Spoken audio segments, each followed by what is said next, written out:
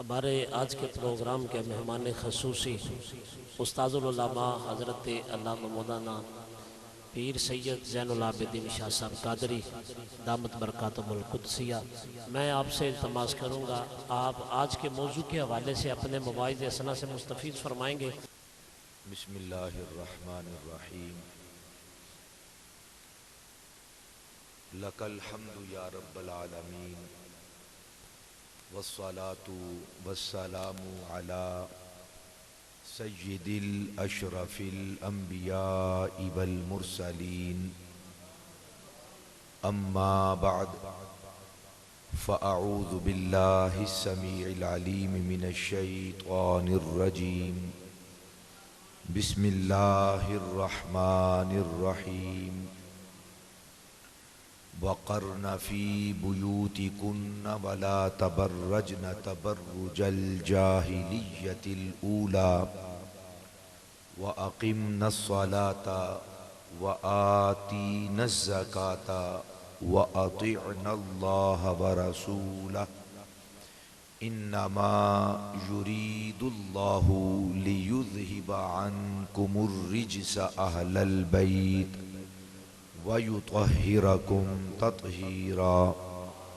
آمنت باللہ صدق اللہ مولانا العظیم وبلغنا رسولہ النبی الکریم الامین المکین، ونحن علی ذالک لمن الشاہدین والشاکرین، والحمد للہ رب العالمین۔ یا ربی بالمصطفیٰ اوفی مقاصدنا واغفر لنا ما مضی یا واسع الکرم، امن تذکری جیرن بذی سلمی، مزجت دمعا جرى من مقلة بدمی، واحسن منک لم تر قط عینی، وأجمل منك لم تلد النساء، خلقت مبرأ من كل عيب كأنك قد خلقت كما تشاء، إن الله وملائكته يصلون على النبي يا أيها الذين آمنوا صلوا عليه وسلموا تسليما۔ الصلاة والسلام علیک یا سیدی یا رسول اللہ، الصلاة والسلام علیک یا سیدی یا حبیب اللہ، الصلاة والسلام علیک یا سیدی یا شفیع المذنبین، وعلی آلک واصحابک یا سیدی یا جد الحسن والحسین۔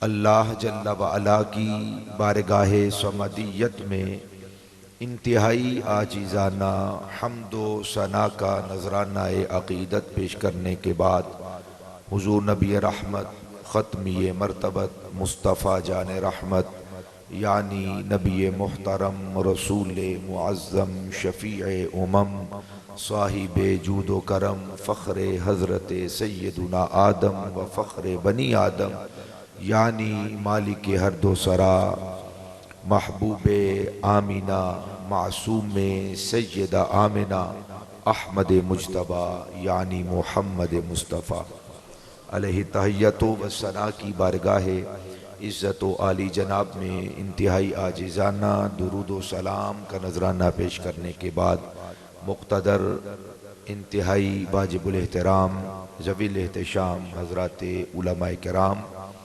اور عوام اہل سنت برادران طریقت یاران نسبت غلامان مصطفیٰ، رب ذوالجلال کا احسان عظیم جس مالک کائنات نے آپ کو اور مجھے یہ مبارک اور پرنور ساعتیں اپنی بارگاہ اقدس میں گزارنے کی توفیق عطا کی، رب ذوالجلال ہم سب کی اس حاضری کو اپنی بارگاہ اقدس میں قبول و منظور فرمائے اور ہم سب کے لیے ان عظیم الشان لمحات کو ذریعہ نجات اور بخشش و مغفرت کا وسیلہ فرمائے۔ انتہائی متشکر ہوں برادر اکبر حضرت علامہ مولانا محمد یاسر جمال صاحب حافظہ اللہ تعالی، آپ نے محرم الحرام کی ان پرنور ساعتوں میں آپ کی زیارت کا موقع نصیب فرمایا۔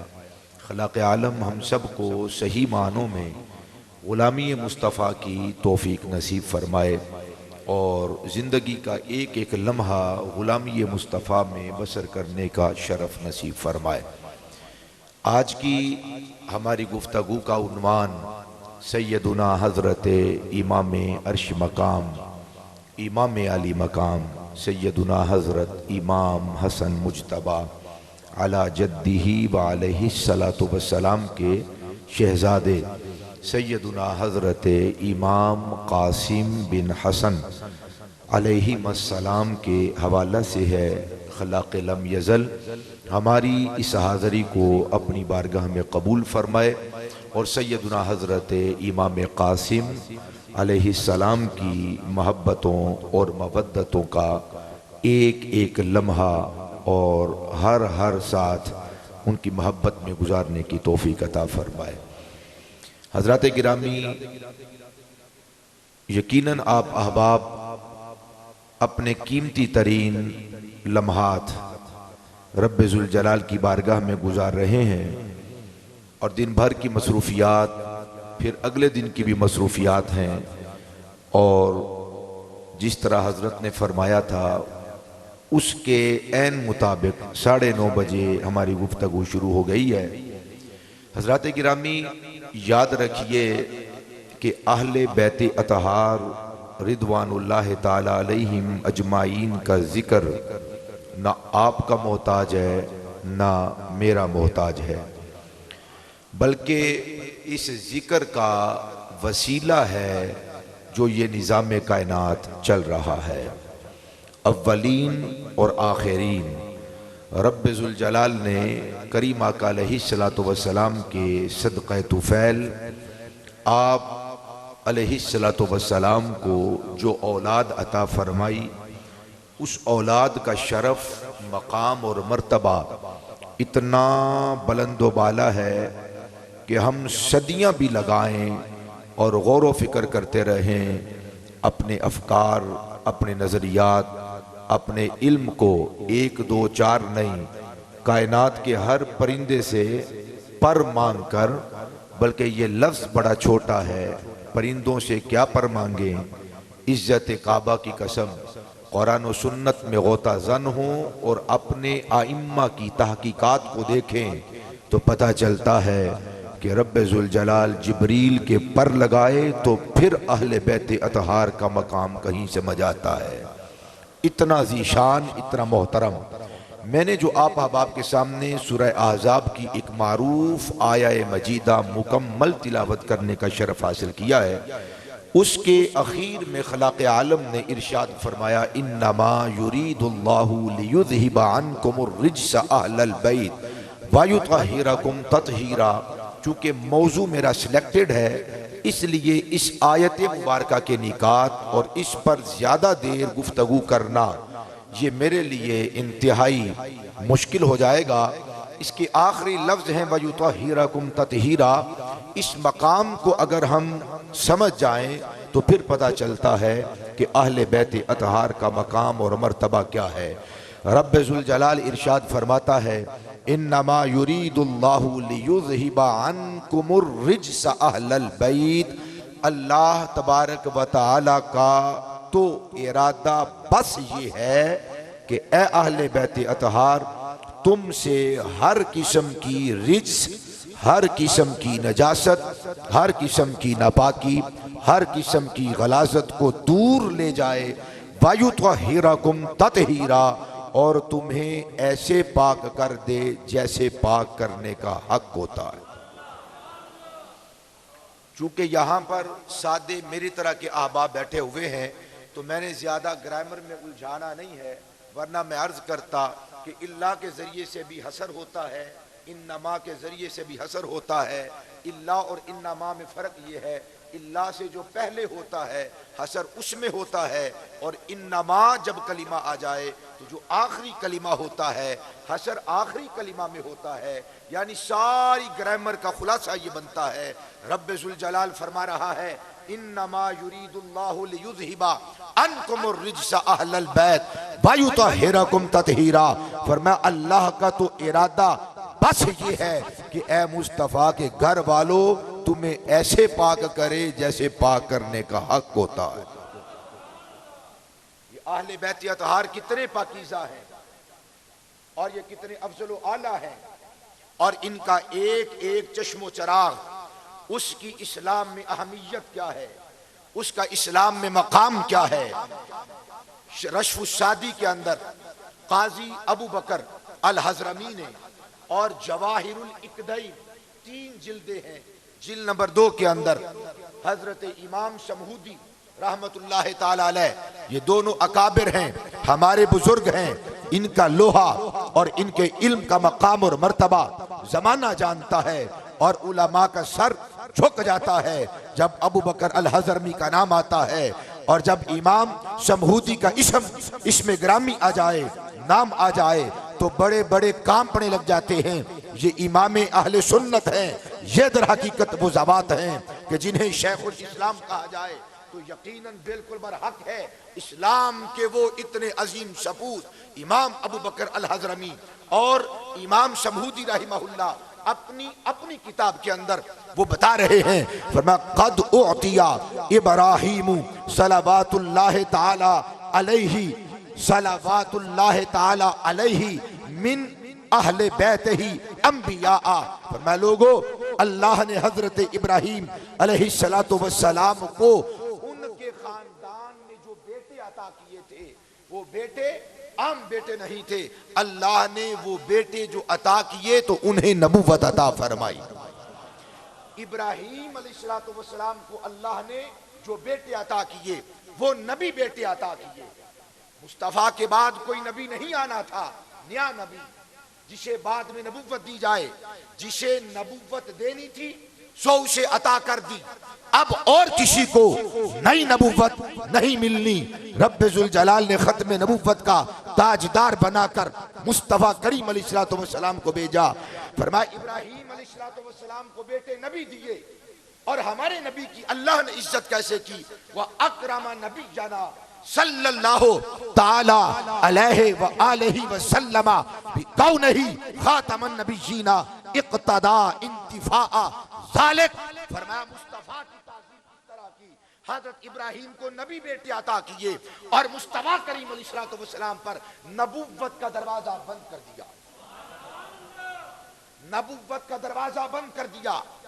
مصطفیٰ کریم علیہ السلام کو نبی نہ بنایا، آگے اولاد کو نبی نہ بنایا، مصطفیٰ کو تاجدار بنا دیا نبیوں کا، اور ختم نبوت کا صحرا اور تاج مصطفیٰ کے سر اقدس پر رکھ دیا گیا، اور اعلان ہو گیا اقتدا انتفاع ذالک. فرمایا محبوب آپ کے بعد اور کوئی نیا نبی نہیں آ سکتا. ایک تو یوں عزت کی کہ مصطفیٰ کریم علیہ السلام کو نبوت کا تاجدار بنایا، رسالت کا تاجدار بنایا، اور ختم نبوت کا تاج مصطفیٰ کے سر پہ رکھا. ایک تو یوں تعظیم کی، اور دوسری تعظیم کیسے کی. فرمایا اے محبوب فَأُعْبِدَ صلی اللہ علیہ وآلہ وسلم ان ذالک. حضرت ابراہیم کو نبی بیٹے دیے تھے، اور حضور کو اس کے بدلے میں یہ ان ذالک فَأُعْبِدَ صلی اللہ علیہ وآلہ وسلم ان ذالک کمالا طہارت اہل بیت ہی. لوگوں اللہ نے ابراہیم علیہ السلام کو نبی بیٹے دیے اور مصطفیٰ کو نبی بیٹا نہیں دیا کہ ختم نبوت کا تاجدار بنا دیا ہے مصطفیٰ کو. ہاں اللہ نے اپنے نبی کی عزت ایسے کی، نبیوں کے بدلے میں، نبیوں کے بدلے میں نبیوں کے بدلے میں نبی نہیں دیا، نبوت بس دروازہ بند ہو چکا، اور ختم نبوت کا تاجدار مصطفیٰ کو بنا دیا ہے۔ مصطفیٰ کو آگے کوئی بیٹا نبی نہیں دیا، اس کے بدلے میں، نبوت کے بدلے میں اور رسالت کے بدلے میں،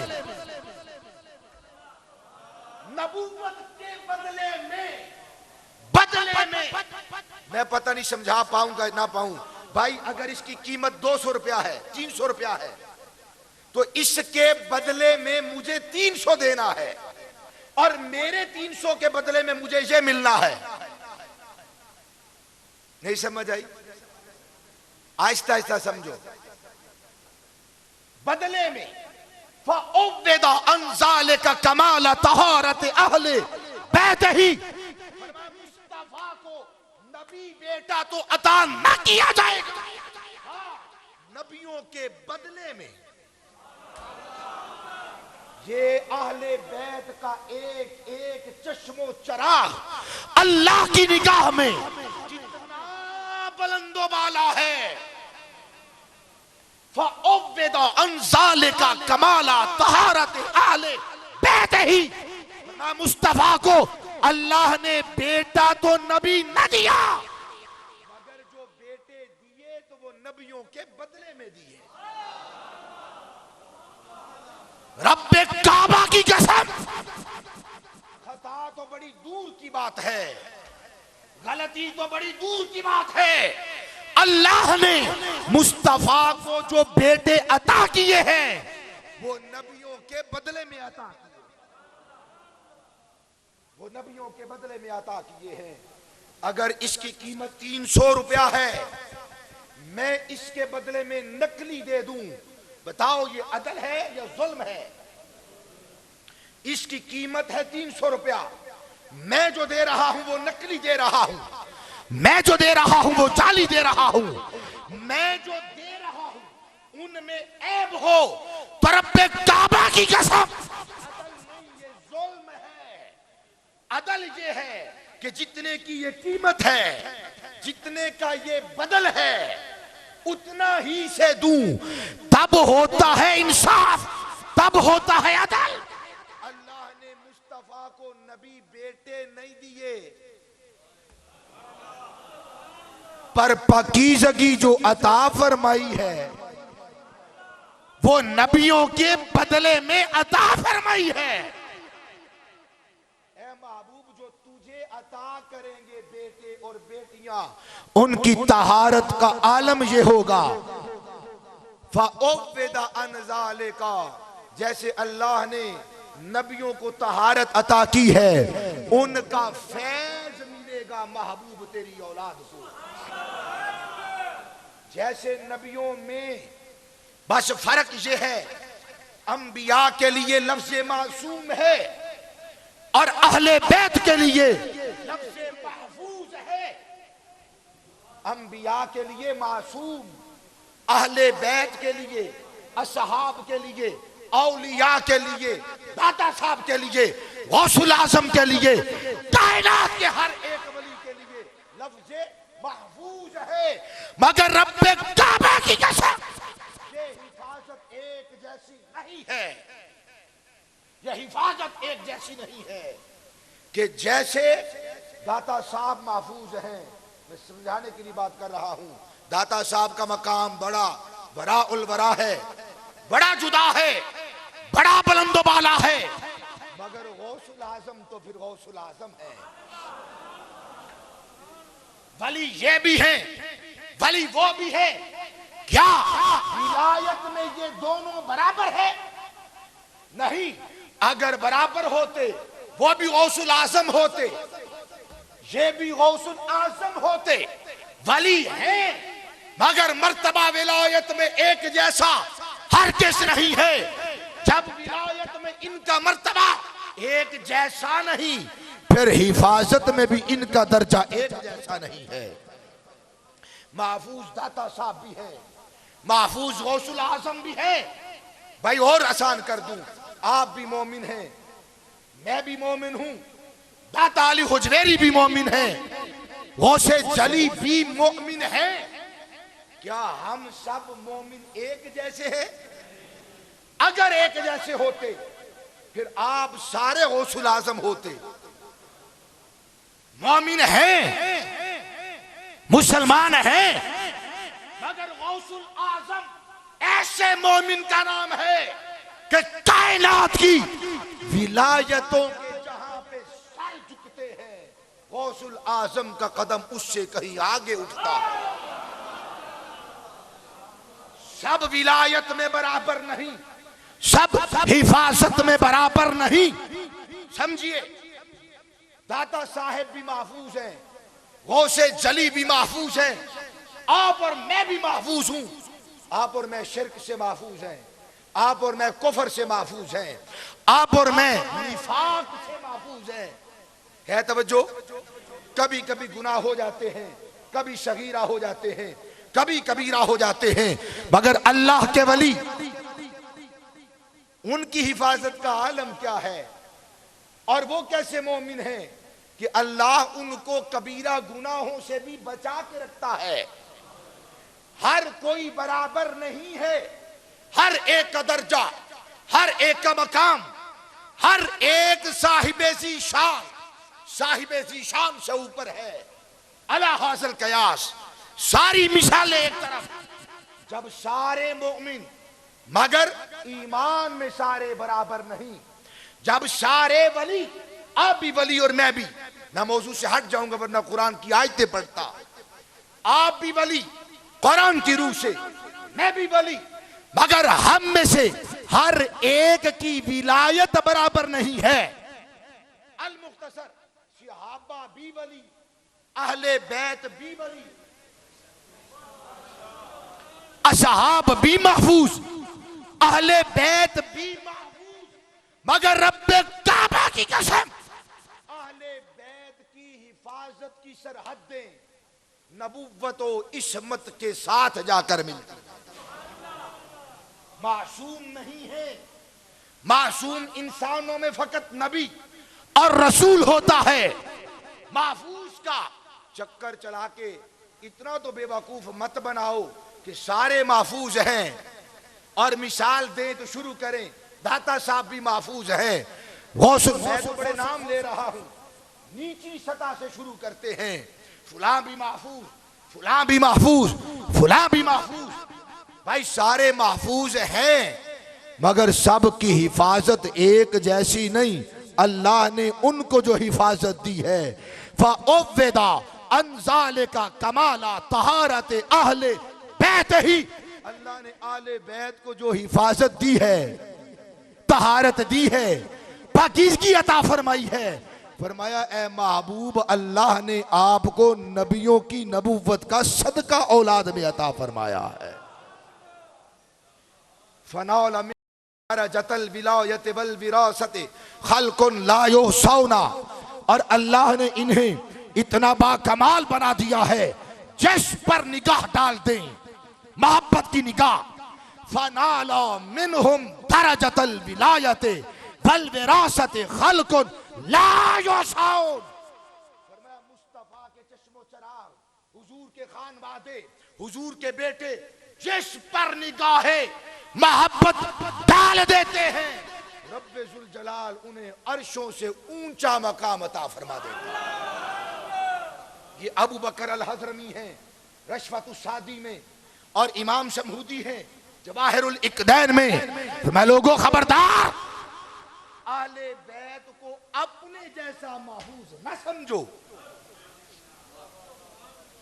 اہل بیت کو اپنے جیسا محفوظ نہ سمجھو.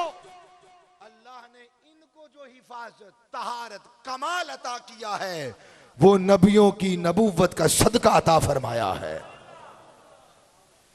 نبیوں کی نبوت کا صدقہ دیا. اتنی کمال طہارت ہے اور اتنی عظیم طہارت، اور ان طہارتوں میں رب ذوالجلال نے ہر ایک خانوادے کو جو مقام، شرف، رتبہ، بلندیاں عطا فرمائی ہیں. زمانہ خدا کی عزت کی قسم مانتا رہے کوئی مصطفیٰ کریم علیہ الصلوۃ السلام کے شہزادے کے ٹخنوں کے برابر نہیں ہو سکتا. یہ شرف ہے, یہ مقام ہے, یہ بلندی ہے, اور یہ عروج عطا کیا ہے اللہ نے. کوئی جتنا مرضی زور لگائے ولایت میں, علم میں کمال حاصل کر لے, مگر کوئی وہاں تک نہیں پہنچ سکتا جہاں پہ مصطفیٰ کریم علیہ السلام کو اللہ نے پیدا کرتے پہنچا دیا تھا. اور ان چشم و چراغ اور ان خان بادہ میں سے عظیم الشان حضرت امام علی مقام, امام عرش مقام سیدنا حضرت امام حسن مجتبی علی جدہ علیہ السلام کی ذات ہے, جہاں سے قطبیت کا آغاز ہوتا ہے, جہاں سے غوثیت کا آغاز ہوتا ہے. مردوں میں سب سے پہلا غوث الاعظم اشرف المعبد میں امام یوسف اسماعیل نبہانی نے اس بات کو نقل کیا ہے, اور اس کے علاوہ بے شمار امام عبد الرؤف مناوی نے فیض القدیر شرح جمع صغیر کے اندر, اور بے شمار محققین نے کہا مردوں میں سب سے پہلا غوث الاعظم, پہلا غوث الاعظم جہاں سے قطبیت کا آغاز ہوا. ہاں اس میں اختلاف ہے کہ پہلا قطب جناب سیدہ مخدومہ کائنات ہیں یا حسن مجتبی, اس میں اختلاف ہے. سب علماء نے لکھا ہے اگر مردوں میں دیکھا جائے تو حضرت امام حسن مجتبی پہلے قطب ہے, پہلے غوث الاعظم ہے. تو یہ نہ سمجھے کہ جو غوث الاعظم ہیں تو پھر ان کے بابا مولا کائنات علی المرتضیٰ, پھر عثمان غنی, فاروق اعظم, پھر سیدنا صدیق اکبر رضی اللہ تعالی عنہ. ایک قطبیت ہے, ایک صدیقیت ہے. ان کے مقام اور مراتب اہل سنت میں بالکل واضح مبین, کوئی بات مبہم نہیں. سیدنا صدیق اکبر کا مقام, فاروق اعظم کا مقام, عثمان غنی کا مقام, تاجدار اہل عطا کا مقام, مگر پہلا قطب سارے محدثین کہتے ہیں پہلا غوث الاعظم, فرمایا اس کا نام امام حسن مجتبی ہے. اور امام حسن مجتبی علی جدہ علیہ السلام آپ کے شہزادے ہیں سیدنا حضرت امام قاسم بن حسن مجتبی علی جدہ امام علیہ السلام. امام قاسم کی ولادت یاد رکھیے, کائنات میں ہر پیدا ہونے والا انسان یا قانون فطرت کے تحت پیدا ہوتا ہے یا قانون حکمت کے تحت پیدا ہوتا ہے. آپ اور میں قانون فطرت کے تحت پیدا ہوئے. فطرت ہے, قانون کا فطرت ہے, فطرت کا قانون ہے. ہم فطرت قانون پر پیدا ہوئے, اور مصطفیٰ کریم علیہ السلام کے جو چشم و چراغ ہیں وہ فقط فطرت کے قانون کے تحت نہیں, حکمت کے قانون کے تحت پیدا ہوئے.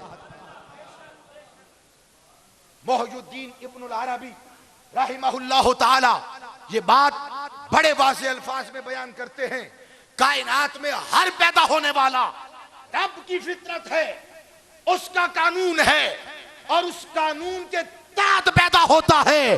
پر مصطفیٰ کے گھر میں جو پیدا ہوتے ہیں وہ قانون فطرت نہیں, وہ قانون حکمت کے تحت پیدا ہوتے ہیں.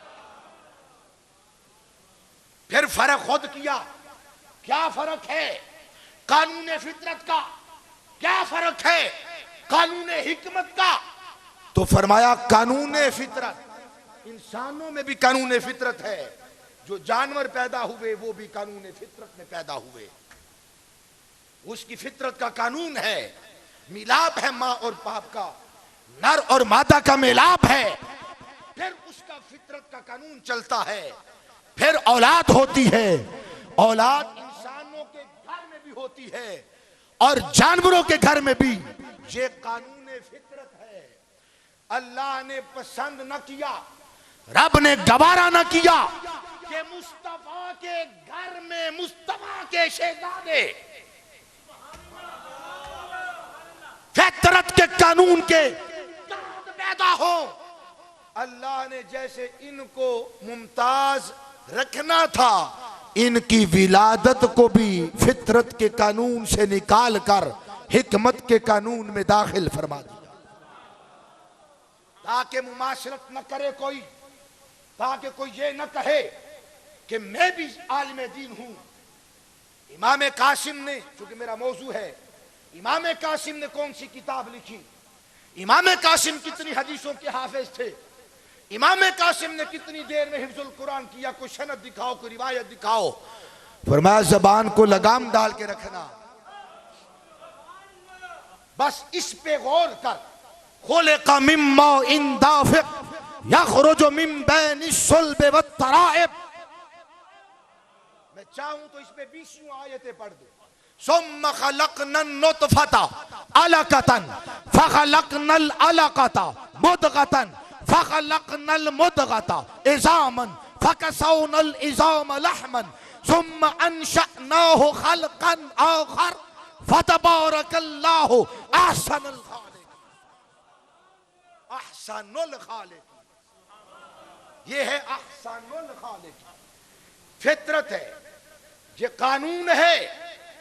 ثم خلقنا النطفة ثم خلقنا النطفة علقة فخلقنا العلقة مضغة فخلقنا المضغة عظاما فكسونا العظام لحما ثم انشأناه خلقا آخر، یہ قانون فطرت ہے، یہ قانون فطرت ہے۔ نر اور مادہ کا ملاپ، ماں اور باپ، عورت اور مرد کی میٹنگ، اور اس کے بدلے میں پھر انسان اور حیوانات اور جانور پیدا ہوئے۔ ذرا اسی سورہ المؤمنین سے پہلے، المؤمنون سے پہلے پڑھیے، بسم اللہ الرحمن الرحیم۔ وَلَقَدْ خَلَقْنَا الْإِنسَانَ مِنْ سُلَالَةٍ مِنْ طِينٍ ثُمَّ جَعَلْنَاهُ نُطْفَةً فِي قَرَارٍ مَكِينٍ۔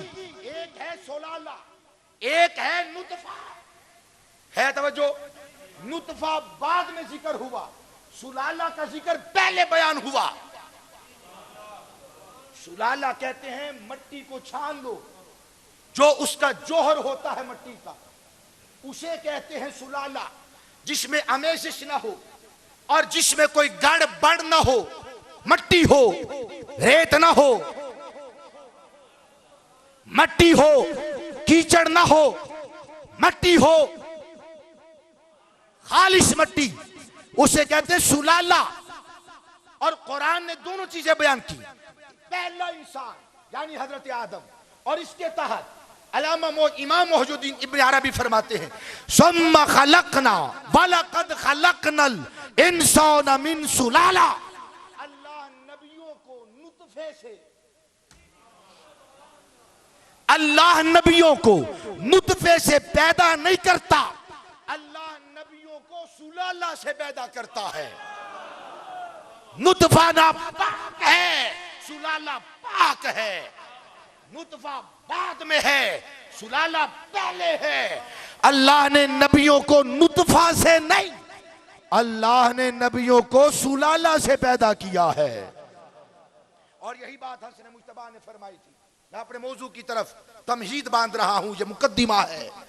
حضرت امام حسن مجتبیٰ نے پہلا خطبہ دیا شہادت مولا کائنات علی المرتضیٰ کرم اللہ وجہ الکریم کے بعد، ایک طویل خطبے میں آپ نے فرمایا جو مجھے جانتا ہے وہ مجھے جانتا ہے، جو مجھے نہیں جانتا وہ جان لے، انا حسن ابن محمد، میں محمد کریم کا بیٹا حسن ہوں، میں محمد کریم کا بیٹا حسن ہوں۔ کسی نے کہا یہ محمد کا بیٹا کیسے، یہ تو علی کا بیٹا ہے،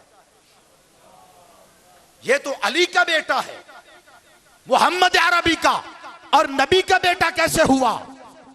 تو آپ نے بڑی خوبصورت وہاں پر بات کی تھی، فرمایا لوگو میں جانتا ہوں بات کرنے والے اپنے طور پر بات کر رہے تھے، ابھی کوئی پرچی کو رکا لکھ کر نہیں بھیجا، مگر اگر کوئی اس منبر پہ بیٹھ کر خطیب اپنے سامعین کی چہروں کی تحریریں پڑھ سکتا ہے تو حسن مجتبی خدا کی قسم دل تو کیا لو کی تحریریں بھی پڑھ سکتے تھے.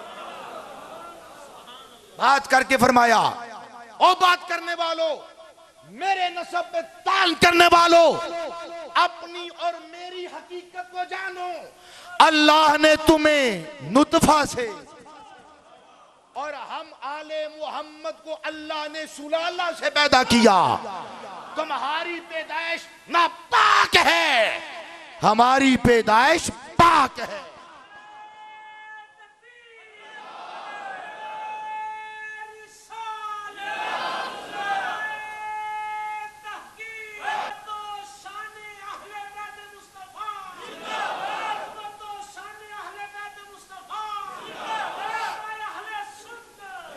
اور یہی بات رشوت السادی میں امام ابو بکر الحضرمی اور جواہر الاقدین میں امام شمہودی کہتے ہیں فَأُوِّدَ صلی اللہ علیہ وآلہ وسلم ان ذالکا، یہ ذالکا کا مشار الیہ، یہ ذالکا اشارہ کر رہا ہے اس کے بدلے میں. الف لام میم ذالک الکتاب، کیا ترجمہ ہے؟ وہ بلند رتبہ کتاب. ذالکا وہ بلند رتبہ. فَأُوِّدَ صلی اللہ علیہ وآلہ وسلم ان ذالکا، اس کے بدلے میں. کس کے بدلے میں؟ پیچھے بات ہو رہی ہے کہ اللہ نے حضرت ابراہیم کو نبی بیٹے دیے، مصطفیٰ کو کوئی بیٹا نبی نہیں دیا. ہاں ان کو نبی بیٹے دیے تھے، ان کے بدلے میں اللہ نے مصطفیٰ کو آپ کی اہل بیت میں طہارت و پاکیزگی عطا فرما دی. یہ ہے سلالہ، یہ ہے تحقیق ہمارے کابرین کی اور ائمہ کی. رب کعبہ کی قسم کوئی جبریل کے پر بھی مانگ کر لے کر آئے اور مقام اہل بیت کو ماپنا چاہے، حدوں کو چھونا چاہے، آج ہی آ جائے، مقام اہل بیت کو نہ پا سکے. مصطفیٰ کریم علیہ السلام نے اپنے اہل بیت کو ہر جگہ پہ یا اپنے ساتھ رکھا ہے یا قرآن کے ساتھ رکھا ہے. موضوع یہ نہیں، بات یہ کرنی ہے کہ ان کا ایک ایک خاندان کا ایک ایک پھول اور ایک ایک چشم و چراغ اتنا طیب، اتنا طاہر، اتنا پاکیزہ. اور ابن العربی کی ایک اور بات یاد آ گئی، بڑی حسین بات. کہتے ہیں جو نطفہ ہوتا ہے، جو نطفے سے پیدا ہوتا ہے، اس میں کجی بھی ہوتی ہے، اس میں ٹیڑھ پن بھی ہوتا ہے، اس میں نقص بھی ہوتا ہے، اس میں عیب بھی ہوتا ہے. کیوں؟ نطفہ خود جو عیبی ہوا، نطفہ خود جو عیبی ہوا، خود جو پاپی ہوا، خود جو ناپاک ہوا، خود جو کمزور ہوا. خلق الانسان ضعیفا، خود جو کمزور ہوا، اس سے جو پیدا ہوا. اصل میں پتہ نہیں، شاید کسی کا یہ خیال ہوگا کہ شاہ جی نے کوئی سر کب کھینچنی ہے. مجھے فقیر کو تو شعر نہیں آتے کہ میں ویسے ہی سنا دوں. ایسے کام گزارا چلائیں اور سبحان اللہ فرمائیں. میں نے اپنے ٹائم میں اپنی گفتگو کو سمیٹنا بھی ہے. توجہ ہے؟ بات میں یہ عرض کر رہا ہوں کہ اہل بیت کتنے طیب، کتنے طاہر، کتنے پاکیزہ ہے. جس کی پیدائش ہو نطفہ سے، اس میں عیب، نقص، اس میں ٹیڑھ پن، کمزوری مادے کے اندر ہے، اس کے مادے کے اندر ہے. مگر ابن العربی فرماتے ہیں سلالہ پاک ہوتا ہے، طیب ہوتا ہے، طاہر ہوتا ہے، پاکیزہ ہوتا ہے، کمزور نہیں، طاقتور ہوتا ہے. اس لیے کہ اس کے کندھوں پہ پوری امت کا بھار ہوتا ہے، بھار ہوتا ہے، وزن ہوتا ہے. سلالہ سے اللہ کی یہ قدرت ہے کہ وہ نبیوں کو سلالہ کے فیض سے پیدا کرتا ہے. یا نبیوں کو پیدا کیا ہے یا مصطفیٰ کے گھر والوں کو پیدا کیا ہے. نہ وہاں پہ کمی ہے، نہ وہاں پہ تقصیر ہے، نہ وہاں پہ کجی ہے، نہ وہاں پہ ٹیڑھ پن ہے، نہ وہاں پہ کمزوری ہے. علم دیکھو تو تاجدار ہیں، شجاعت دیکھو تو رب کعبہ کی قسم حسن میں کوئی ان کا مماثل نہیں ہے. حسن میں کوئی ان کا مماثل نہیں ہے۔ حسن مجتبی علی جدہ علیہ السلام کے گھر میں بیٹا پیدا ہوا، اس بیٹے کو دیکھا، راوی کہتے ہیں کہ اس بیٹے کو جب دیکھا تو وہ حضرت امام علی مقام، امام عرش مقام، امام حسن مجتبی کا شبیہ تھا۔ لوگوں نے کہا حسن کا شبیہ ہے، اور حسن کس کے شبیہ ہیں؟ حسن مصطفیٰ کے شبیہ ہیں، حسن مصطفیٰ کے شبیہ ہیں۔ اور شباہت لوگوں نے نکالی تو فقط حسن کے اندر۔ الحمدللہ یہ میری کتاب شہزادہ دو عالم کمپوز ہو چکی ہے، آدھی تو میرے پاس آ گئی ہے، اور آدھی جو کتاب ہے وہ بھی کمپوزنگ کے مراحل میں ہے، اور اس کے بعد پھر شخصیت امام حسن دوسری کتاب میں لکھ رہا ہوں اس حوالے سے۔ تو امام حسن پہ تو اللہ کے فضل سے کوئی پی ایچ ڈی ہوتی تو میں نے کی ہوتی۔ آپ فرمائیے نظر سبحان اللہ۔ حسن مجتبی، لوگوں نے کہا کہ یہ شباہت ہے فقط حسن میں۔ خدا کی عزت کی قسم، میں نے چن چن کر وہ خطبات لے کر آیا کہ خطبہ دیتے ہیں امام حسن تو باتیں وہی ہیں جو مصطفیٰ کی باتیں ہیں، خطبہ وہی جو مصطفیٰ کا خطبہ ہے۔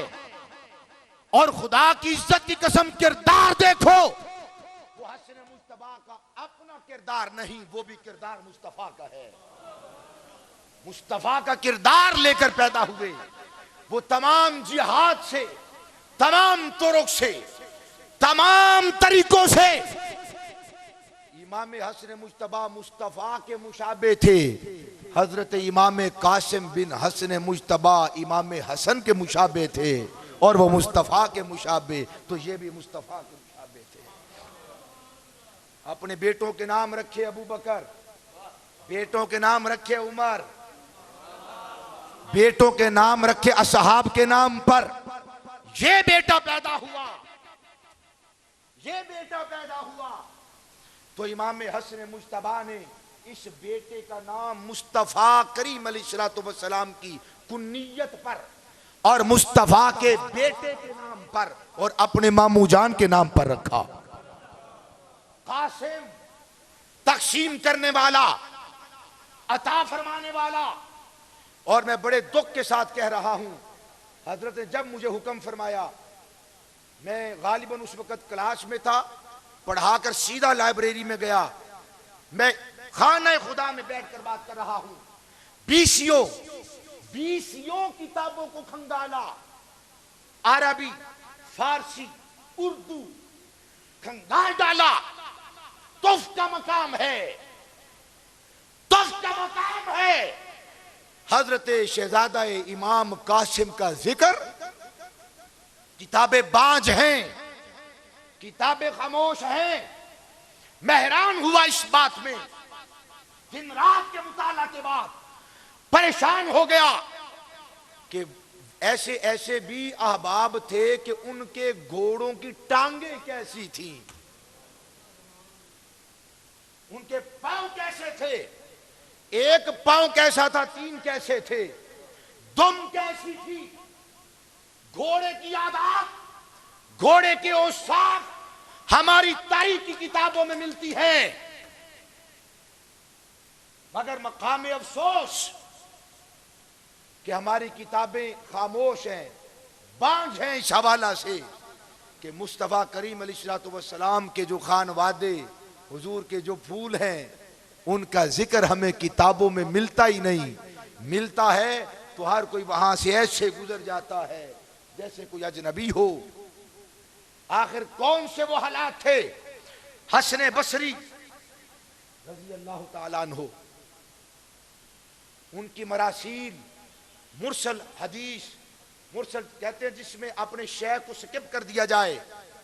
حسن بصری ہر وہ روایت جو اپنے مرشد، اپنے ہادی، اپنے قائد، اپنے امام تاجدار حلتا علی المرتضیٰ سے روایت کرتے ہیں، علی کا نام ہی نہیں لیتے۔ استغفر اللہ، لا حول ولا قوت الا باللہ۔ کون سے ایسے حالات تھے؟ حسن بصری روایت پیش کریں اور وہ کہیں کہ سمیعت رسول اللہ، وہ کہیں رائی تو رسول اللہ، حسن بصری روایت کرے کہیں قال رسول اللہ. سوال اٹھتا ہے حسن بصری صحابی نہیں تابعی ہے، تابعی ہے، یہ کیسے کہہ سکتے رائی تو رسول اللہ، میں نے رسول اللہ کو دیکھا؟ یہ کیسے کہہ سکتے سمیعت رسول اللہ، میں نے رسول اللہ سے سنا؟ یہ کیسے کہہ سکتے قال رسول اللہ؟ پتا چلا وہ رؤیت والا کوئی ہے، وہاں پہ کوئی سامع اور ہے جس نے مصطفیٰ سے سماعت کیا ہے. یحییٰ بن معین تاجدار ہے اسماء الرجال اور محدثین کا. یحییٰ بن معین رحمہ اللہ فرماتے ہیں، اور حضرت امام اسحاق بن راہویہ اور راہویہ اور راہوی یہ تینوں اعراب ہیں. امام اسحاق کہتے ہیں کیا؟ کہتے ہیں جہاں پر حسن بصری کہے رائی تو رسول اللہ، سمیعت تو رسول اللہ، سمجھ جاؤ کہ یہاں پہ سننے والے حسن بصری نہیں حضرت علی المرتضیٰ ہے. یہاں دیکھنے والا حسن بصری نہیں، وہ حضرت علی المرتضیٰ ہے. ایسے حالات پیدا کر دیے گئے. اگر کسی بچے کا نام علی ہوتا اسے قتل کر دیا جاتا. کتابوں میں موجود باتیں. ایک شخص نے محدث کے وقت کی بیٹے کا نام علی رکھا. جب کرندوں کو پتا چلا وہ قتل کرنے کے لیے آئے، پوچھا اس کا نام کیا ہے؟ وہ خود کہتے ہیں میں نے ان سے کہا کہ اس کا نام علی ہے، یہ چھوٹا علی ہے، تصغیر ہے. عبد غلام، ابی چھوٹا غلام، رجل آدمی، رجی چھوٹا آدمی. کہتے میں نے کہا یہ علی اس کا نام رکھا ہے، نام بدل دیا، تصغیر کر دی. کہتے ہیں یوں میں نے اپنے بیٹے کی جان بچائی. تو تلاش کرتا رہا.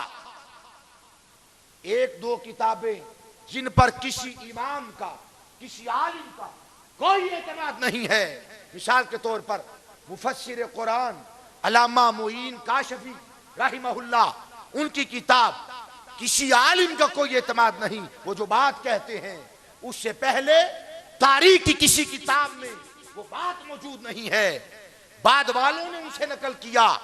میں مثال دیتا ہوں، یہ بڑی معروف روایت ہے، بڑی معروف روایت ہے. جب حضرت امام قاسم بن حسن کربلا میں پہنچے، اجازت لی، اجازت چاہی کہ مجھے اجازت دیں. حضرت امام علی مقام نے فرمایا کل تو سارے شہید ہو جائیں گے.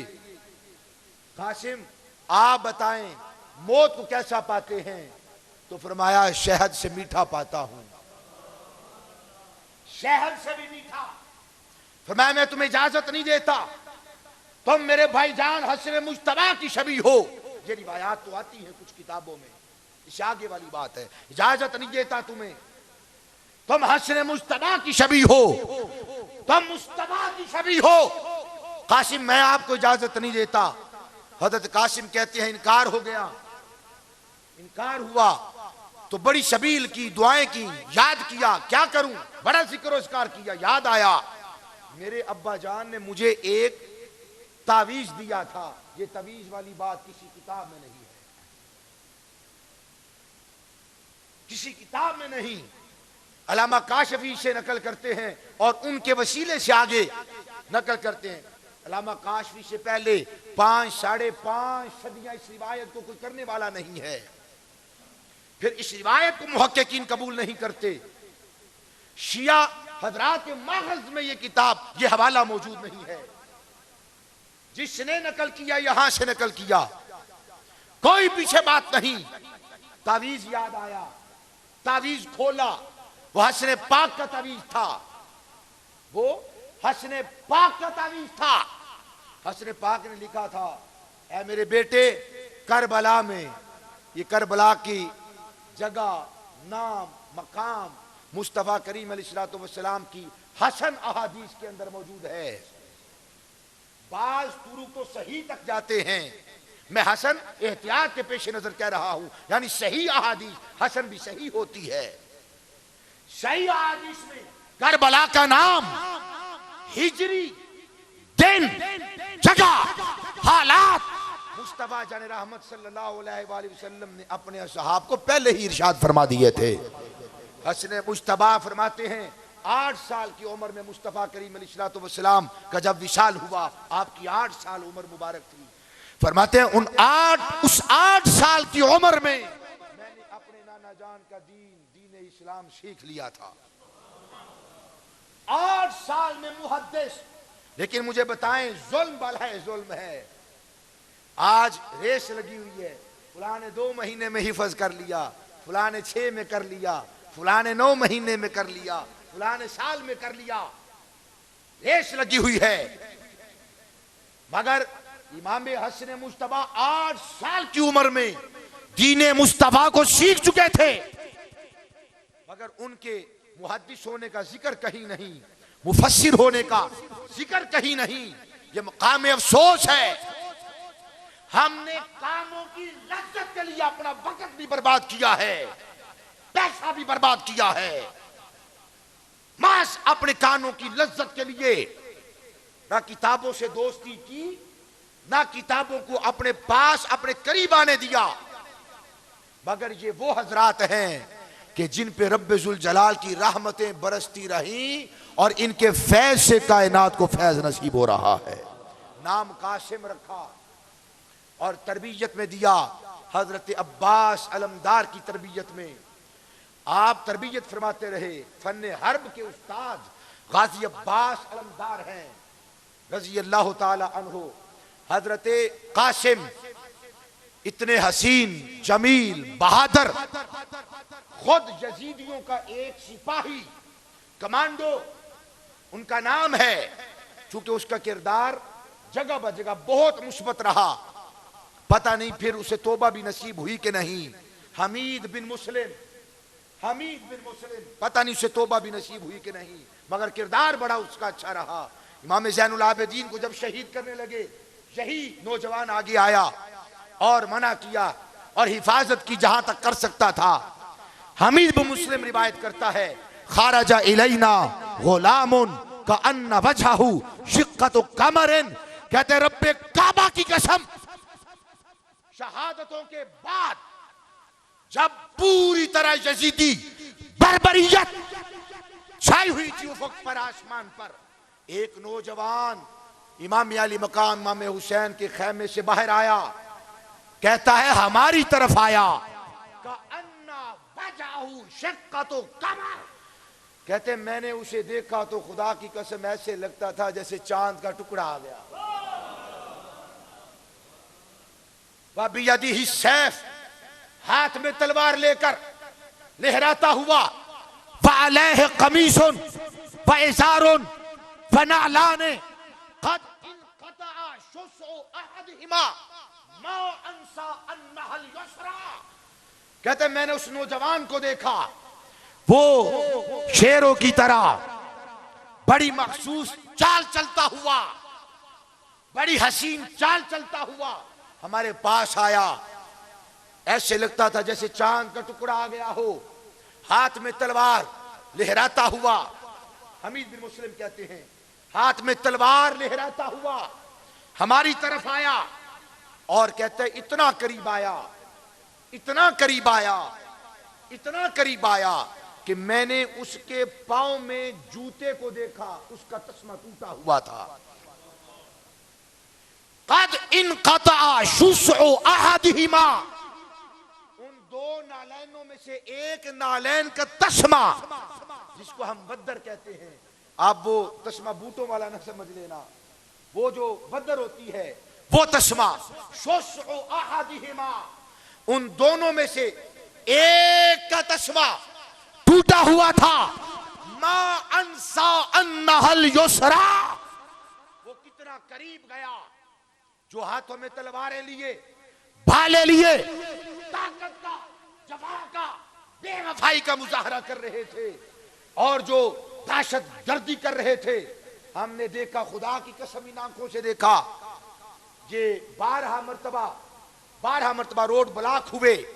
کہیں سے عام کو سپاہی آیا جس بیچارے کی پینٹ بھی ڈھیلی تھی، اس نے آ کر بوٹ زمین پہ مارے تو بڑے بڑے فدائیوں کو بھاگتے ہوئے دیکھا. بھاگ گئے جان بچا کر، مگر حمید بن مسلم یزیدیوں کی طرف سے ان کا کمانڈر ہے، کہتے خارج الینا رجل کأن وجهه شقۃ القمر، وہ تو کہتا ہے ایسے جیسے چاند کا ٹکڑا آیا ہو، میرا ایمان کہتا ہے وہ ایسے لگتے ہوں گے جیسے قرآن کا کوئی سپارہ کھلا ہو، وہ حسین، وہ جمیل، وہ پیکر، وہ جوان مرد۔ اور امام بہقی نے الانصاب کے اندر لکھا کہ آپ ابھی بالغ نہ ہوئے تھے، بعض علماء نے لکھا کہ آپ کی عمر جب آپ کربلا میں تشریف لائے تو 16 سال تھی، اور وہ روایت جو شادی والی روایت ہے نہ شیعوں کی کسی کتاب میں، ان کے سارے محققین انکار کرتے ہیں یہ شادی والا جو معاملہ ہے، شادی ہوئی اور مہندی ہوئی، سارے ٹوٹل 14 ستارے قراری سے لے کر ان کے شیخ مفید تک سارے لوگ کہتے ہیں یہ واقعہ بالکل من گھڑت ہے، شادی والا واقعہ کوئی واقعہ نہیں تھا، کوئی واقعہ ہوا ہی نہیں شادی والا۔ بعض نے یہ تعویل کی کہ وہ حسن بن حسن یعنی حسن مثنیٰ کی شادی تھی، لوگوں کو التباس ہو گیا اور حضرت قاسم کی شادی بنا دی، کوئی مہندی نہیں تھی، کوئی شادی نہیں تھی، جو کتابوں میں ہے میں نے وہی سنانا ہے آپ کو، ذرا فرمائیے سبحان اللہ۔ کہتے ہیں وہ شیر آیا، پھر اتنا قریب آیا، کہتے ہیں ہم نے اس کے پاؤں کے اندر آنے والے نالین کا ٹوٹا ہوا تسمہ بھی دیکھا، اور کیا پہن کر، وعلیہ قمیص وازار، وہ اتنا جری، اتنا بہادر کہ اپنے جسم پر زرہ کو بھی زیب تن نے کیا، اتنا بہادر، وَبِيَدِهِ السَّيْفُ، ایک ہاتھ میں تلوار تو دوسرا خالی، ڈھال بھی پاس نہیں، اور جا رہا ہے یزیدیوں کے مرغے میں۔ حمید بن مسلم کہتا ہے واللہ جب وہ نوجوان آیا اس نے لوگوں کے اندر یوں گاجر مولی کی طرح کاٹا کہ یزید ایک دوسرے میں ٹکرانے لگے، بھاگنے لگے۔ پھر جب اس حالت کو دیکھا، جب اس کیفیت کو دیکھا تو پھر کمانڈر نے حکم دیا اس شخص کو جس کا نام ارزق ہے، بعض کتابوں میں ازرق، یہ بھی بات بتا دوں یہ بھی کسی ماخذ میں مستند ماخذ میں یہ واقعہ نہیں ہے، لیکن چونکہ واقعہ بیان ہوتا ہے تو مجھے بھی بیان کرنا ہے، مگر یوں نہیں جیسے بیان ہوتا ہے۔ ایک بیٹا، 2 بیٹے، تیسرا بیٹا، چوتھا بیٹا، پھر خود ازرق آیا، حضرت امام قاسم نے اسے بھی کاٹا، واصل جہنم کیا۔ جب یہ ساری کیفیات ہو گئی تو پھر وہاں پہ ایک شخص جس کا نام ہے عمر بن سعد بن نفیل الازدی، یہ سعد بن وقاص کا بیٹا نہیں ہے، یہ عمر بن سعد نہیں ہے، عمر بن سعد بن وقاص نہیں ہے، یہ عمر بن سعد بن نفیل الازدی ہے، پہلوان، اور اس کی طاقت کے بارے میں آیا کہ یہ 500 لوگوں کا اکیلا مقابلہ کرنے والا ماہر فن حرب تھا، اور اپنے جلال پر، وجاہت پر اور اپنے فن حرب پر بڑا ناز تھا۔ حمید بن مسلم کہتے ہیں وہ میرے پاس آیا، فقال علی، اور مجھے کہا واللہ لأشدن علیہ، میں اس بچے پہ بڑی سختی کروں گا، چھوڑوں گا نہیں سے۔ اپنے ساتھ 50 سوار لے کر گیا۔ حضرت امام قاسم کی عمر ایک روایت میں 12 سال اور دوسری روایت میں 16 سال، اور یہ فن حرب کے ماہر، چوٹی کے استاد مانے جانے والے لوگ، 50 لوگوں کو لے کر خود اکیلا 500 کے ساتھ لڑنے والا 50 لوگوں کو اپنے ساتھ لے کر آیا۔ حضرت امام قاسم کے مقابلے میں وہ 12 سال کا شہزادہ، وہ 14 سال کا شہزادہ، وہ 16 سال کا شہزادہ، اور اس کے مقابلے میں 51 لوگ آئے۔ حضرت امام قاسم نے سب کو دھول چٹا دی۔ غیرت حمیت، علی المرتضیٰ کی شجاعت، اور دل میں ایمان، نگاہوں میں اللہ تبارک و تعالیٰ کی ذات پہ توکل اور بھروسہ، دھول چٹا دی۔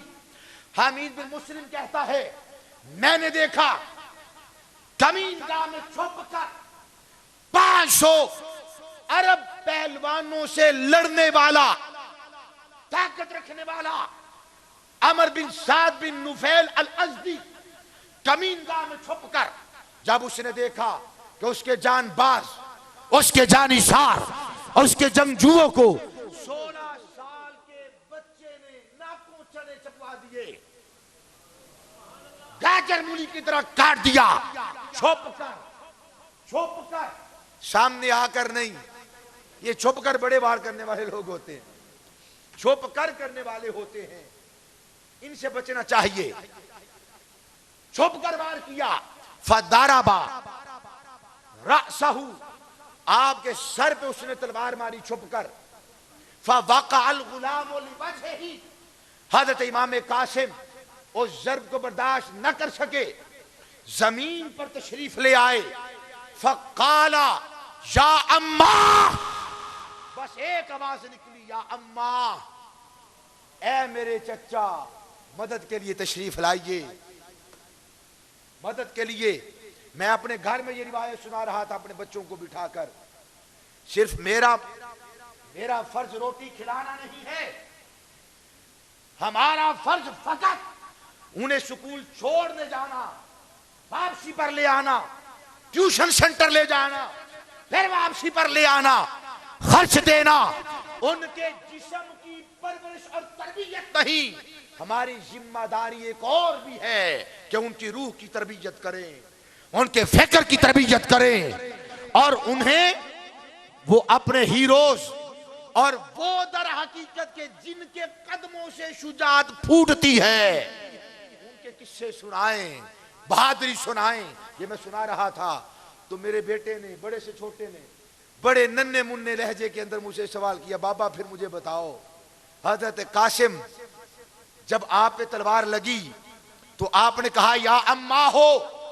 کہتا ہم نے دیکھا ہے ترکی والوں نے ڈرامہ سیریل بنایا، جب کوئی مرتا ہے وہ کہتا ہے اشہد ان لا الہ الا اللہ،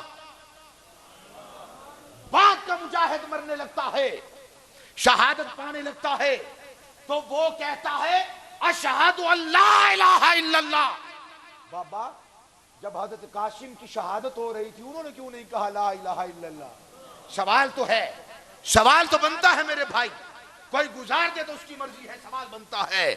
میں نے کہا بیٹے تو ٹھیک کہتا ہے، بڑا مسئلہ حل کیا ہے، بعد کا مجاہد اشہد ان لا الہ الا اللہ اسلام کا کلمہ پڑھتا ہے، اور حضرت قاسم نے وہ کلمہ پڑھا، شاہ است حسین، بادشاہ است حسین،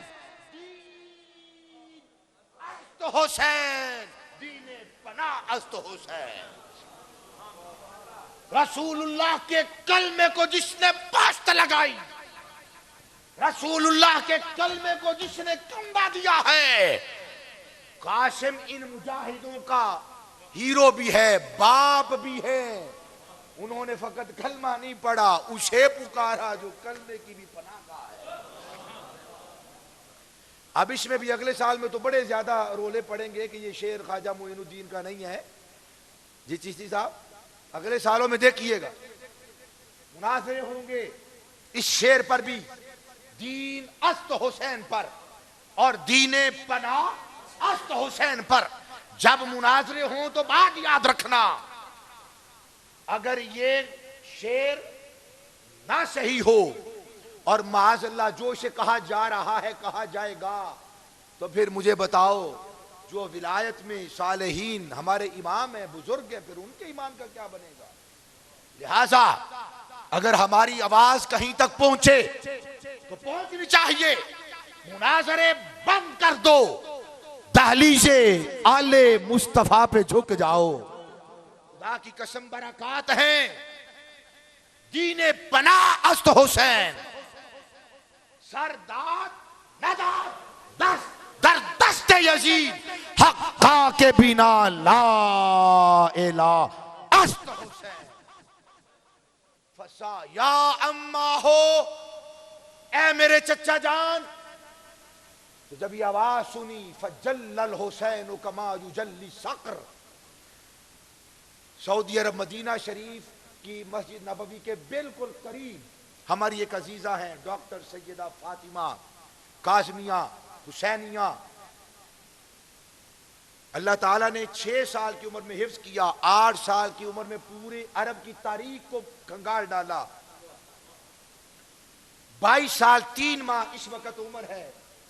میں نے ایک پڑھانے کے لیے جا رہا تھا اور میں نے تلخیص المفتاح پڑھانی تھی بلاغت، تو مسئلہ حل نہ ہوا تو میں نے جاتے جاتے موٹر سائیکل پہ ان کے ساتھ رابطہ کیا، انہوں نے مسئلہ حل کر دیا.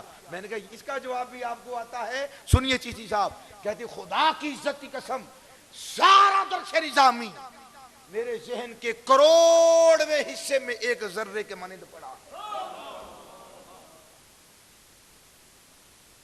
یہ ہے مصطفیٰ علیہ رحمت صلی اللہ علیہ وآلہ وسلم کے خانوادے، یہ بیٹیاں. حضرات میں نے ان سے پوچھا، میں نے کہا یہ فجل الحسین کما یجلی صقر اس کا معنی کیا ہے؟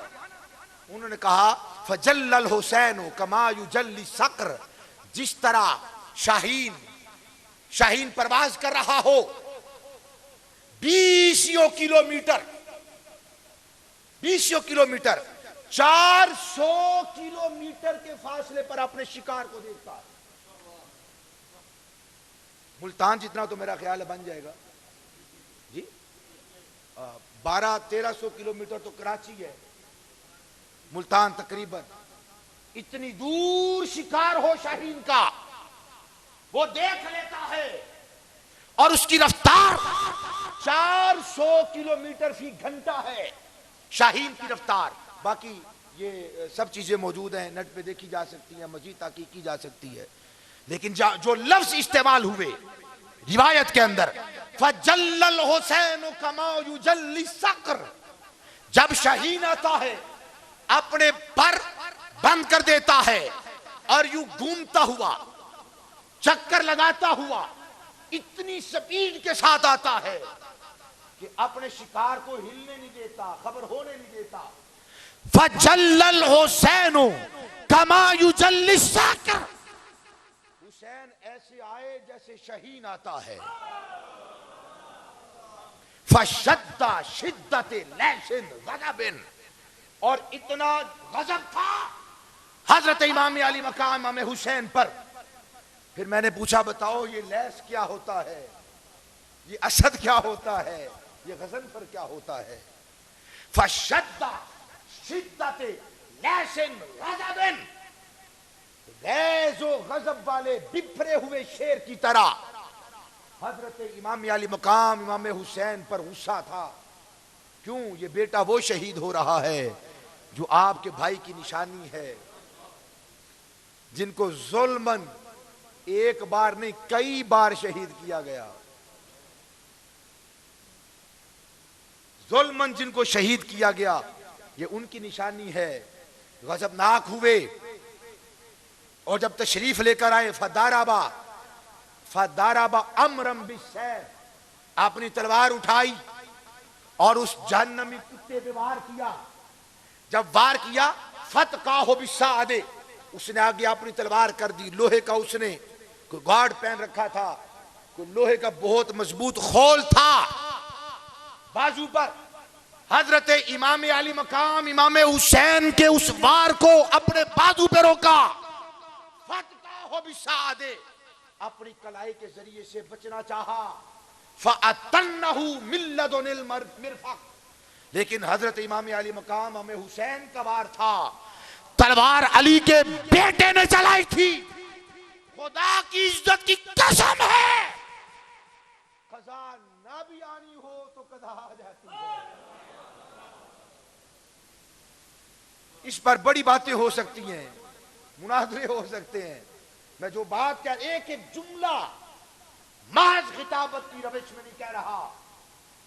جب آپ نے وار کیا فتقاہ بالصعد، اس نے اپنی کلائی سے روکا، لیکن ہوا کیا؟ فَأَتَنَّهُ اسے اکھیڑ دیا، ملدن المرفق، یہ کونی سے اسے کاٹ کے رکھ دیا، فصاح، پھر لگا چون چون کرنے، باں باں کرنے، رویا، فتنحا عنہ، وہاں سے بھاگا جان چھڑا کر۔ مرد دلیر وہ ہوتا ہے ڈٹ جاتا ہے مگر خدا کی قسم میدان نہیں چھوڑتا۔ میں نے تاریخ کی کتابوں میں پڑھا، واحد یہ گھرانہ ہے اور ان کے غلام ہیں، جب ڈٹ جاتے ہیں تو پھر پیچھے نہیں ہٹتے۔ پھر آپ اور میں بھی جوڑ لاتے ہیں، ممتاز حسین، ممتاز بولیے تو صحیح، ممتاز حسین، خادم، پھر یہ ہم جوڑ ملاتے ہیں، یہ محض اتفاق نہیں، مجھے تو لگتا ہے یہ بھی قانون حکمت ہے۔ چاہتے ہو کہ بیٹا ایماندار ہو، چاہتے ہو کہ بیٹا مضبوط اعصاب کا مالک ہو، چاہتے ہو کہ تیرے بیٹے کا کردار ایسا ہو جیسے طیب و طاہر بہتا ہوا پانی کا کردار ہوتا ہے، خود بھی پاک ہے، طاہر بھی ہے، مطہر بھی ہے، خدا کی عزت کی قسم اپنے بیٹوں کو اہل بیت کا غلام بنا دو۔ پہلی علامت یہ ہے، ان کے نام پر اپنی اولاد کے نام رکھو۔ جب حضرت امام علی مقام نے اس کا بازو کاٹا، وہ چیخا، فتنحا عنہ، جان چھڑا کر بھاگا، جان چھڑا کر، وہ حملت الخیل لأہل کوفہ، اور کوفہ کے گھوڑے، اہل کوفہ کے گھوڑے حرکت میں آ گئے، اس کی چیخ و پکار سن کر دوڑے لیستنقذوا عمرا من الحسین، تاکہ عمر کو بچائے حسین سے۔ فاستقبلت عمرا بصدورها، دہشت کا عالم یہ تھا، علی کا بیٹا میدان میں تلوار ایسے لہرا رہا تھا۔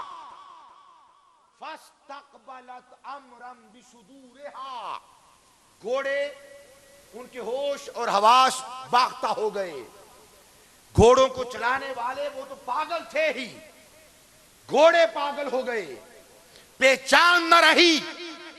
جب حسین کے غضب کو دیکھا، مجھے بتاؤ کوئی کتا بلہ شیر کے سامنے ٹک سکتا ہے؟ میں جو بات کر رہا ہوں ترجمہ کرنے لگا ہوں۔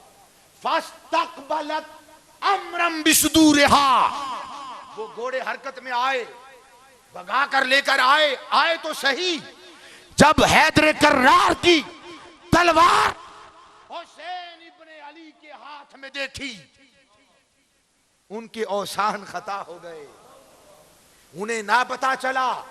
فاستقبلت بصدورها، تو ان کوفیوں کے گھوڑوں کے سینوں نے عمر کا استقبال کیا۔ کیا مطلب؟ وہ اتنی زور سے بھاگے کہ عمر ان کے اپنے ہی گھوڑوں کے سینوں کے ساتھ ٹکرایا۔ فواتعته، اور ان گھوڑوں نے عمر کو، حضرت امام قاسم کے گستاخ کو وہیں پہ رون دیا۔ فماتا، پس وہ وہیں پہ مر گیا۔ علماء کہتے ہیں، یہاں پر علماء نے یہاں پر لکھا، حضرت امام قاسم بن حسن مجتبی، آپ کا تصرف، اقتدار اور حکومت اس کائنات پر، فرماتے سمجھنا ہے تو بڑے پہلو ہیں، ایک پہلو یہ سمجھ لو۔ کیا پہلو؟ کہ اوروں کے گستاخ، اوروں کے قاتل اپنے علاقوں میں جا کے مرے، اپنے گھروں میں جا کے مرے، اپنے گھروں میں جا کے مرے۔ یہ وہ بدبخت ہے حضرت امام قاسم کو جس نے شہید کیا تھا، اپنوں کے ہی گھوڑوں سے ٹکرایا اور انہی کے سموں کے نیچے آگ کے واسطے جہنم ہو گیا۔ علماء فرماتے ہیں یہ تصرف ہے حضرت امام قاسم کا کہ اس بدبخت کو اس میدان سے بھی بھاگنے نہ دیا اور اس کی قضا کا فیصلہ ہو گیا۔ قد انجلت غبرتن، جب دھول بیٹھ گئی تو لوگوں کو پتا چلا کہ ہم نے تو اپنے ہی بندے کو جسے بچانے کے لیے آئے تھے اسی کو قتل کر دیا. حضرت امام علی مقام امام حسین رضی اللہ تعالی عنہ نے حضرت امام قاسم کو اپنے سینے سے لگایا اور رب ذوالجلال کے حضور فریاد کی, اے میرے اللہ. اچھا یہ لوگ کہتے ہیں میں بات اختتام کی طرف لے کے جا رہا ہوں, خطبہ ختم ہو گیا ہے, بالکل اختتامی کلمات ہیں, بڑی قابل توجہ بات ہے یہاں پر. لوگ کہتے ہیں آج اتنا علم ہے, اتنی آگہی ہے, اتنا شعور ہے, اتنے مدارس ہیں, اتنے جامعات ہیں, اتنا کچھ پروفیسر علماء سب کچھ ہے, پھر یہ نظام کیوں بدلا, یہ دل کیوں بدل گئے, کیوں بے دین ہو گئے لوگ؟ وجہ ہے ان کے تو جتنے تھے وہ سارے چیپٹر کلوز ہو گیا. کسی یزیدی کی اولاد آگے, ہاں پکی بات ہے, کسی یزیدی کی آگے اولاد نہ چلی, سب نیست و نابود ہو گئے.